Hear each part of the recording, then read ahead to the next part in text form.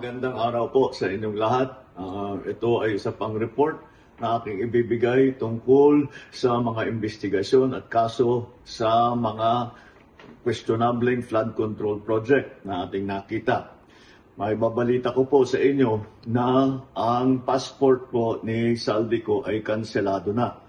Kaya in-instructionan ko na ang Department of Foreign Affairs, pati ang PNP, na makipag-ugnayan sa ating mga embassy sa iba't ibang bansa para tiyakin na hindi maaring magtago itong ating hinahabol na magtago doon sa kanilang bansa. At kung sakali man ay siya'y pupunta ron, ay i-report sa atin para naman ay maibalik natin siya dito sa Pilipinas.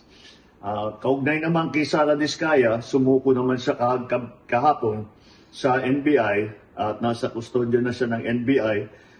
Inaantay ang formal ng paglabas ng kanyang warrant of arrest. Kaya nakikita po natin, maganda naman ng takbo ng proseso at yung ating mga hinihilaang na kasama dito sa ganitong klaseng sindikato ay haharap sa hustisya.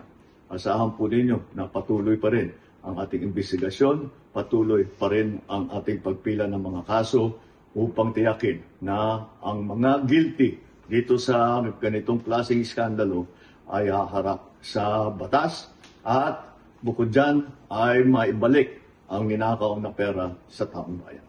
Maraming salamat po. Magandang araw.